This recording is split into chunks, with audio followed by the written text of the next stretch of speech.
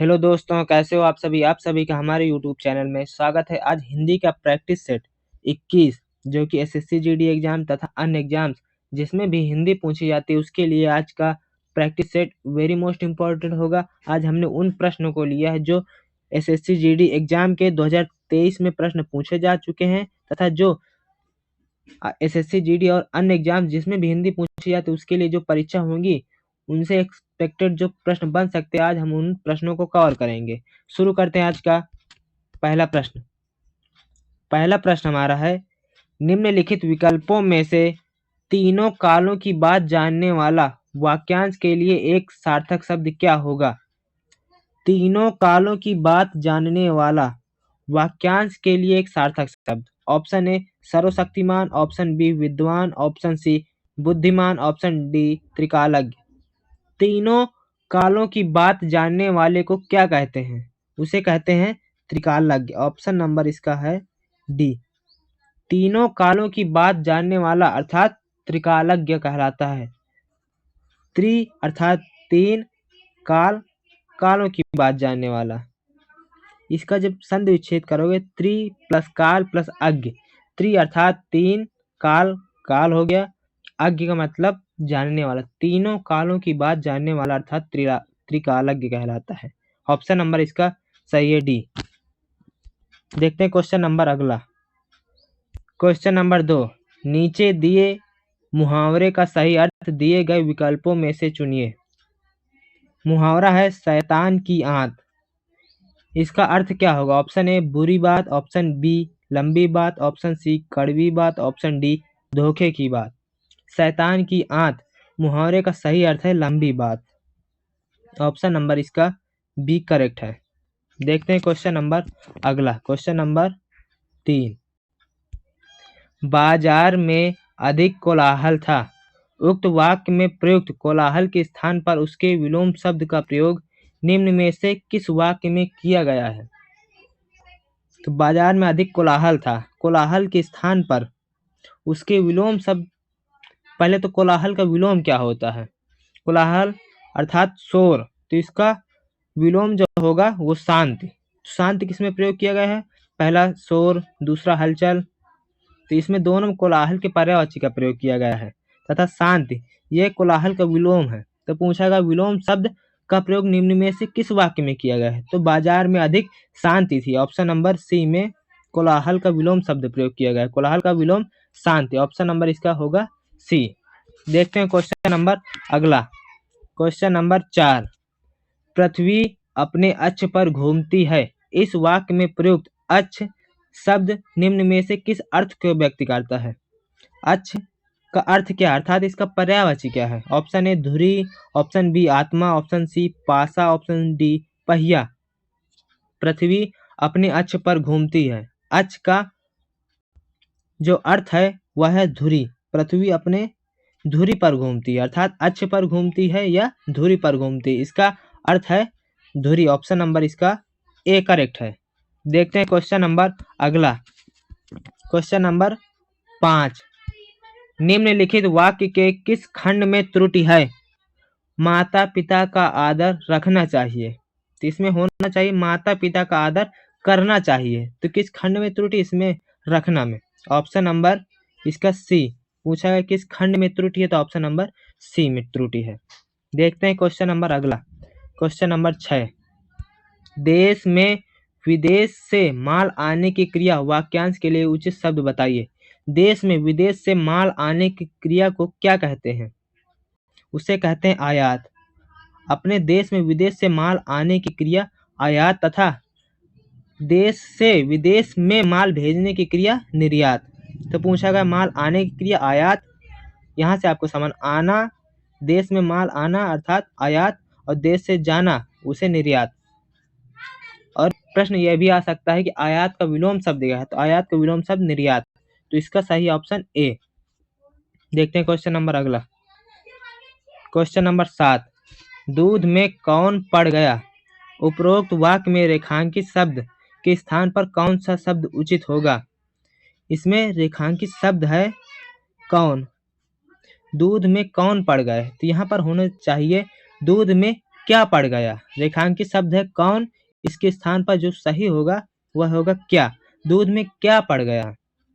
Option number इसका होगा D, कौन के स्थान पर होगा क्या। देखते हैं क्वेश्चन नंबर अगला। Question number 8। अध्यापक ने प्रखर को समझाया कि दूसरों पर निर्भर रहकर जीवन में सफलता नहीं मिलती, यहाँ तो डैश ये रिक्त स्थान भरना पड़ती है। रिक्त स्थान की पूर्ति उचित मुहावरे द्वारा। तो वाक्य अध्यापक ने प्रखर को समझाया कि दूसरों पर निर्भर रहकर जीवन में सफलता नहीं मिलती, यहाँ तो अपनी करनी पार उतारनी, ये है ऑप्शन बी, अपनी करनी पार उतारनी, अर्थात अपने द्वारा किया गया परिश्रम ही काम आता है। अपनी करनी पार उतारनी, अपना किया हुआ ही काम आता है। ऑप्शन नंबर इसका बी। देखते हैं क्वेश्चन नंबर अगला। Question number 9। निम्नलिखित में से किस वाक्य में विशेषण संबंधी अशुद्धि। विशेषण संबंध, सबसे पहले विशेषण जो संज्ञा और सर्वनाम की जो विशेषता बताए उसे विशेषण कहते हैं। पहला ऑप्शन है वह एक भले आदमी है। ऑप्शन बी, इस गांव में बाढ़ से क्षति हुई। ऑप्शन सी, यह डाल बहुत मोटी है। ऑप्शन डी, सबसे मीठा बोलो। तो किसमें विशेषण संबंधी अशुद्धि पूछा गया है, तो ऑप्शन नंबर बी में विशेषण संबंधी अशुद्धि, ऑप्शन नंबर इसका बी। देखते हैं क्वेश्चन नंबर अगला। Question number 10। लाल किला पूरे भारत में प्रख्यात एक ऐतिहासिक इमारत है। ऊपर दिए गए वाक्य में रेखांकित शब्द का पर्यायवाची क्या होगा। पर्यायवाची बताना, इसमें रेखांकित शब्द है वह है प्रख्यात। तो इस वाक्य में रेखांकित शब्द है प्रख्यात। प्रख्यात का पर्यायवाची शब्द क्या होगा। प्रख्यात अर्थात प्रसिद्ध। लाल किला पूरे भारत में प्रख्यात अर्थात प्रसिद्ध एक ऐतिहासिक इमारत है, तो इसका जो पर्यायवाची है वह है प्रसिद्ध। ऑप्शन नंबर इसका ए। तो इसमें दिया गया है कि रेखांकित शब्द प्रख्यात, इसका पर्यायवाची, तो इसका पर्यायवाची है प्रसिद्ध। देखते हैं क्वेश्चन नंबर अगला। Question number 11। चास का अर्थ है जुताई। इस चास का अर्थ है जुताई, परंतु चास ये इस चास का अर्थ प्रकट करने वाले शब्द से निम्न वाक्य पूर्ण कीजिए। तो ये चास का अर्थ हो गया जुताई और इस चास के अर्थ से वाक्य पूर्ण करना है। हमने डैश कभी नहीं देखा, तो इस चास का अर्थ नीलकंठ पंछी होता है। नीलकंठ पक्षी, ऑप्शन नंबर बी। इस चास का तो अर्थ है जुताई, इस चास का अर्थ है नीलकंठ पक्षी। हमने नीलकंठ पक्षी कभी नहीं देखा, तो इसका सही ऑप्शन है बी। 11 का सही है बी। देखते हैं क्वेश्चन नंबर अगला। Question number 12। निम्नलिखित वाक्य में रेखांकित खंड के स्थान पर प्रयुक्त होने वाले सबसे उपयुक्त विकल्प का चयन कीजिए। पूजनीय पिताजी का आदेश है, तो रेखांकित खंड है पूजनीय, तो इसके स्थान पर होगा पूज्य। ऑप्शन नंबर जैसे ये ऑप्शन ए और ऑप्शन बी दोनों पूज्य हैं, तो एक ऑप्शन हटा देते हैं। पूज्य, पूजनीय के स्थान पर होगा पूज्य, ऑप्शन नंबर पूज्य। पूज्य पिताजी का आदेश है। कभी कभी वर्तनी वाले प्रश्न में आता है कौन से वर्तनी शुद्ध है। पूज्य तो इस प्रकार लिखा जाएगा ऑप्शन ए की तरह, लेकिन पूजनीय जो लिखा जाता है उसमें ज पूरा होता है, पूजनीय। या तो इस प्रश्न में लिखा होता इस वाक्य के किस खंड में त्रुटि है, तो पूजनीय, पूजनीय लिखा जाता है। और पूज्य में आधा जा होता है लेकिन पूजनीय में पूरा जा होता है, तो पूज्य पिताजी का आदेश, ऑप्शन नंबर इसका सही है ए। देखते हैं क्वेश्चन नंबर अगला। Question number 13। निम्नलिखित वाक्य के किस शब्द में अशुद्धि है। उसकी गर्दन शर्म से नीचे थी, तो यहाँ पर उसकी का में बड़ी की मात्रा, उसकी ऐसे लिखा जाता, का में बड़ी की मात्रा, उसकी गर्दन शर्म से नीचे थी, तो ऑप्शन नंबर बी इस खंड में त्रुटि है। पूछा है किस शब्द में अशुद्धि है, तो उसकी का में बड़ी की मात्रा होना चाहिए, तो ऑप्शन नंबर इसका बी करेक्ट है। देखते हैं क्वेश्चन नंबर अगला। Question number 14। दिए गए वाक्यों में से किस वाक्य में सही विभक्ति चिन्ह का प्रयोग नहीं हुआ है। ऑप्शन ए, मैदान में कुछ बच्चे झूलों पर झूल रहे हैं। ऑप्शन बी, गेंद खेलने में अन्य लोगों पर चोट लग सकती है। ऑप्शन सी, मैदान में इस तरह गेंद से स्पेस है फिर यहाँ पर से खेलना ठीक नहीं। ऑप्शन डी, कुछ बच्चों के हाथों में गेंद है। पूछा गया है कि सही विभक्ति चिन्ह का प्रयोग किसमें नहीं हुआ है। तो ऑप्शन नंबर इसका सही है, गेंद खेलने में अन्य लोगों पर चोट लग सकती है। तो इसमें ऑप्शन नंबर बी में सही विभक्ति का प्रयोग नहीं किया गया है। तो ऑप्शन नंबर इसका सही है B. Option number B correct है, इसमें सही विभक्ति का प्रयोग नहीं किया गया है। देखते हैं क्वेश्चन नंबर अगला, क्वेश्चन नंबर 15।